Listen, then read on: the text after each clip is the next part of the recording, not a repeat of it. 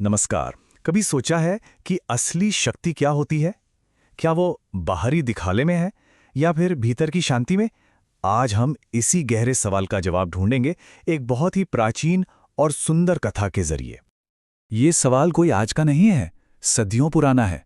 और मजे की बात यह है कि इसका जवाब हमें मिलता है एक बहुत ही खास दिव्य कथा में, सूर्यदेव और उनके पुत्र शनिदेव की कहानी में।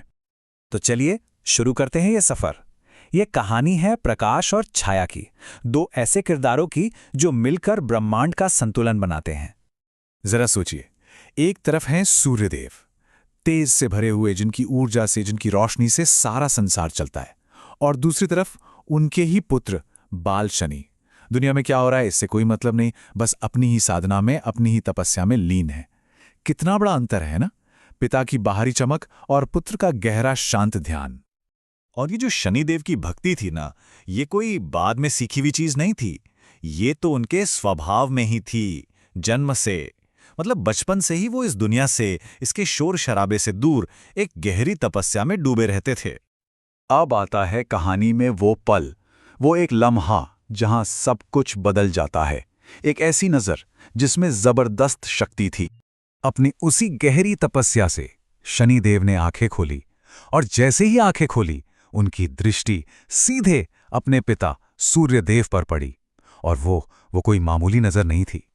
और उस नजर का असर देखिए। जैसे ही वो दृष्टि पड़ी, सूर्यदेव के रथ को खींचने वाले वो शक्तिशाली दिव्य घोड़े लड़खड़ा गए। एक पल को तो लगा जैसे पूरा ब्रह्मांड ही रुक गया हो।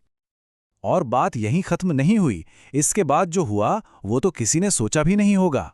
जिस सूर्य के रथ के तेज से पूरी दुनिया रोशन होती है, उस रथ का प्रकाश, वो चमक धीमी पड़ने लगी। सोचिए, एक ऐसी शक्ति जो खुद सूर्य के तेज को भी कम कर दे।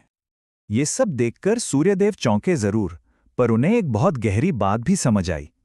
उन्हें एहसास हुआ कि ये जो कुछ भी हो रहा है, ये क्यों हो रहा है। उन्हें ये नहीं लगा कि ये कोई हमला है, नहीं। वो फौरन समझ गए, ये उनके अपने ही बेटे की भक्ति की शक्ति थी। उसकी तपस्या से निकली हुई वो जबरदस्त ऊर्जा थी जिसका ये असर हुआ। और बस इसी एक पल में इस पूरी कहानी का सार छुपा है। एक ऐसा सच जो कभी नहीं बदलता, कि सच्ची तपस्या के आगे बड़े से बड़ा दिव्य प्रकाश भी नतमस्तक हो जाता है। तो ये सिर्फ एक कहानी नहीं है, ये दुनिया के लिए, हम सब के लिए एक बहुत बड़ा संदेश है। चलिए जरा समझते हैं कि ये कहानी हमें असल में सिखाती क्या है। तो फिर सच्ची शक्ति है क्या? ये कहानी बताती है कि असली ताकत बाहरी चमक दमक या किसी पद में नहीं होती।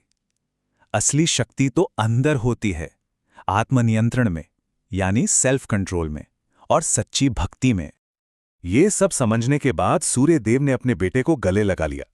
और वो सिर्फ एक पिता का प्यार नहीं था, वो मिलन था बाहरी ऊर्जा का और आंतरिक संयम का, प्रकाश का और छाया का। और इस एक पल ने पूरी दुनिया को संतुलन यानी बैलेंस का सबसे बड़ा पाठ पढ़ा दिया।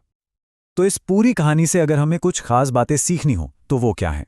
पहली बात, हमारा जो आंतरिक अनुशासन है, हमारा सेल्फ कंट्रोल, वो बाहरी दुनिया को भी प्रभावित कर सकता है। दूसरी, सच्ची भक्ति में खुद की एक बहुत शक्तिशाली ऊर्जा होती है। और सबसे जरूरी तीसरी बात, असली ताकत बाहरी चमक और भीतरी संयम के बीच का संतुलन है। तो चलिए इसी पवित्र मंत्र के साथ आज के इस वृत्तांत को यहीं रोकते हैं। ये एक पल शांति से आत्मचिंतन करने का है। ओम शम शनैश्चराय नमः।